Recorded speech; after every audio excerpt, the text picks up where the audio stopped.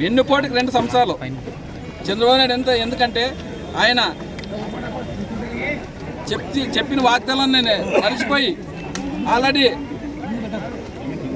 సంక్షేమ పథకాలు అన్నీ ఆల్రెడీ ఇచ్చేసినామంటాడు. ఎక్కడిచ్చినాడో చెప్పాలి మాకు. ఎందుకంటే ఈరోజు మనం చూస్తున్నాం, అమ్మఒడి ఈరోజు స్కూల్ తెస్తారు, తల్లి కొందరు చెప్పింది ఆయన ఇంతవరకు అది ఆయన 2 సంవత్సరాలకు గాను ఒక్కసారి మాత్రం అదే అరకొరగా వేసినాడు తల్లి కొంద. అదే రైతు భరోసా మొన్న ఆయన ఒక కూటమి ప్రభుత్వం బీజేపీ ఎమ్మెల్యే ఆయన సర్వసభ సమావేశంలో అంటాడు, రైతులకు మొత్తం మేము చెప్పిన వాగ్దానం 20,000తో 40,000 వేసినామంటాడు. ఎక్కడ వేసినాడో మన రైతులు అదే చెప్తున్నాం. రైతుల అకౌంట్లో పడినా ఎక్కడ చేసినాడో ఆయన వచ్చి బహిరంగంగా చెప్పాలి. ఎందుకంటే ఆడో ఆఫీసులోనా ఏదో వాళ్ళు ప్రెస్ మీట్ పెట్టుకొని చెప్పేది కాదు, బహిరంగంగా రావాలి. గ్రామాల్లోకి వస్తే తెలుస్తుంది మీకు ఇక్కడ వేసినారు ఏమి రైతులకి ఎన్ని డబ్బులు పడినాయనే విధంగా. అదేవిధంగా ఆడబిడ్డనిది దాన్ని మూడు బడ్జెట్లు చేసినారు. 3 బడ్జెట్లో ఒక్క నయా రూపాయి కానీ పైసా కానీ ఆడ బడ్జెట్లోన కేటాయించలేదు. అలాంటిది ఈరోజు నిరుద్యోగ భృతి అన్నారు. ఎక్కడైనా ఎవరికి ఇచ్చినారా? ఎక్కడైనా ఒక బడ్జెట్లో కేటాయించినారా? 1 రూపాయిని కేటాయించినారా? 20 లక్షల ఉద్యోగాలు అన్నారు. సంవత్సరానికి 5 లక్షల ఉద్యోగాలు అని చెప్పినారు లోకేష్ గారు. ఎక్కడైనా ఇచ్చినాడా ఉద్యోగాలు? ఎక్కడన్నా అది డిఎస్సి ఇచ్చినారు, మెగా దగా డిఎస్సి. ఎందుకంటే ఇప్పుడు పబ్లిక్ అందరికీ తెలిసిపోయింది అది. దాని మీద మనం ఖచ్చితంగా సిబిఐకి మా అధినాయకుడు జగన్మోహన్ రెడ్డి గారు నిన్న ప్రెస్ మీట్ పెట్టి చెప్పినాడు డిఎస్సి మీద ఖచ్చితంగా. ఎందుకంటే ఇప్పుడు నిన్న చెప్తున్నారు ఉపాధ్యాయులు అసలు ఎగ్జామ్ లేకుండా ఇచ్చేయచ్చని జీవో ఇచ్చినారంట. ఎగ్జామే లేకుండా డిఎస్సిని ఎగ్జామ్ లేకుండా ఏదన్నా ఇస్తారా? ఇంత అన్యాయంగా మీ పరిపాలన అంతా మోసము, 2 ఏళ్ళ పరిపాలన మోసపూరితమైన పరిపాలన చేస్తూ అందరిని బెదిరిస్తూ ఎవరైనా ఏమనంటే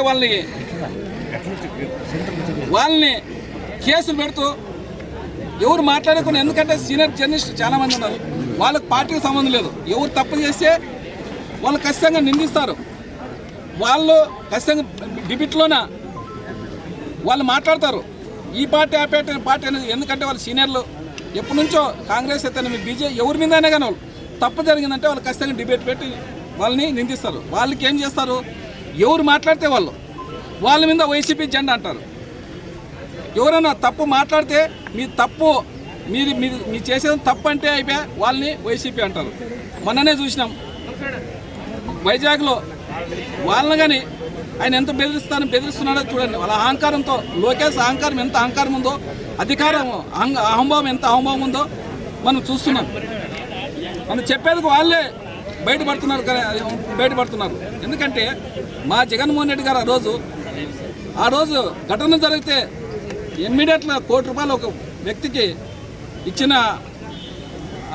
మనసున్న మహారాజు జగన్మోహన్ రెడ్డి గారు. అలాంటిది ఈరోజు మీరు వాళ్ళకి ఏమన్నా పవన్ కళ్యాణ్ గారు పోయినారు, లోకేష్ అని ఏమన్నా రూపాయన్నా మేము ప్రభుత్వం నుంచి విడుదల చేసినారా?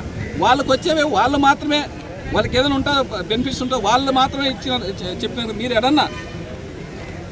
ఎక్కడైనా రూపాయి ప్రభుత్వంతో ద్వారా ఇస్తామని చెప్పినారా? మీరు ఇంత దుర్మార్గమైన పరిపాలన చేస్తున్నారు. కాబట్టి 2 ఏళ్ళు ఈరోజు భారీ ఎత్తున 175 కాన్స్టిట్యూన్సీలోన అందరూ ప్రజలు గడ్డకొచ్చి, ఎందుకంటే వాళ్ళ మీద విసుకొచ్చి 2 సంవత్సరాలకు విసుకొచ్చిపోయింది ఈ పరిపాలన మీద. ఉద్యోగాలకైతే ఉద్యోగస్తులు పోలీసు వాళ్ళకి వాళ్ళు చెప్పిందేమి, పోలీసు వాళ్ళకి పిఆర్సీ ఎక్కడైనా ఇచ్చినారా? వచ్చిందని అధికారం ఇస్తామని చెప్పి టీచర్లకైతేనేమి, ఉద్యోగస్తులు పోలీసు వాళ్ళకైతేనేమి, అదేవిధంగా మరి అంగన్వాడీ టీచర్లకైతే ఎంత మోసం అంటే అంత మోసం. వాళ్ళకైతే పాపము అంగన్వాడీ టీచర్లకి వాళ్ళకి జీతాలు పెంచుతామని చెప్పినారు. అదేవిధంగా వాలంటరీ వ్యవస్థని ఎంత దుర్మార్గంగా ఈరోజు అణగదొక్కినారో తెలుస్తుంది మనకి. ఎందుకంటే వాలంటరీ వ్యవస్థ జగన్మోహన్ రెడ్డి గారు ఇంటి వదికే పరిపాలన చేసి వాళ్ళకి 5,000 ఇస్తుంటే నువ్వు 10,000 ఇస్తావని దుర్మార్గంగా ఈరోజు ₹1 ఎవరికైనా ఇస్తావా? ఒక వాలంటీర్ అయినా ఏమన్నా చేరదీసినావా? ఇంత దుర్మార్గమైన పరిపాలన చేస్తున్నావా?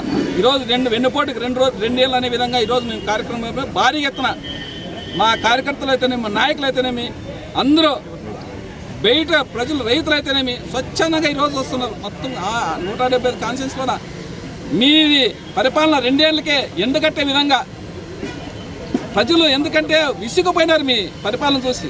అక్కా చెల్లెంలో అయితే ఎంత మోసపోయినాం రా దేవుడా అనే విధంగా పోతున్నారు, వాపోతున్నారు. ఇదే డ్వాక్రా మహిళలకి 0 వడ్డీ అండి, 0 వడ్డీ ఇంతవరకు లేదు. ఏదన్నా ఏ పథకం అని ఇచ్చినారా మీరు? ఏదన్నా ఇచ్చినారా మీరు చెప్పిన వాగ్దానాలకి?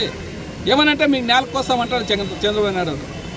ఇంత దుర్మార్గమైన పరిపాలన మేము ఈ వారి నుంచి ఇంకా ఖచ్చితంగా మీ ప్రజల్లోకి వెళ్ళి మీ దుర్మార్గం ఏమేమి చేసినా, మీ అరాచకాలు ఏమేమి చేసినా, మీ మన రాక్షస పాలన ఎలా ఉందో ప్రజలకు ఖచ్చితంగా విన్నవించే విధంగా మేము ఖచ్చితంగా ఈ రోజు నుంచి ఈ 2 ఏళ్ళు అయిపోయింది మీది. ఈ రోజు నుంచి ప్రతిరోజు గ్రామాల్లోకి వెళ్ళి ఈ దుర్మార్గమైన పరిపాలన గురించి చెప్తామనే విధంగా ఈ మీడియా ముఖంగా ఈ మీడియా మిత్రులకి, ప్రింట్ మీడియా, ఎలక్ట్రిక్ మీడియా అందరికీ ప్రత్యేకంగా మా నాయకుల 6 మండల నాయకులకి అయితేనేమి ఎంపీ ఇచ్చిన మాట తప్పితే ఓటు వేయొద్దని చెప్పిన దమ్మున్నడు జగను. చెప్పిన మాట చెప్పినట్టుగా చేసిన మా రాజన్న కొడుకుర జగను. ఏ కష్టం రావద్దని పేద గుండెకు ప్రతి పథకం పంపిండుర గడప గడపకు. పులి గడపలో పులి పుట్టినట్టే పుట్టిండురా. జెండలు జత కట్టడమే మీ ఎజెండా, జనగుండల గుడి కట్టడమే జగను ఎజెండా.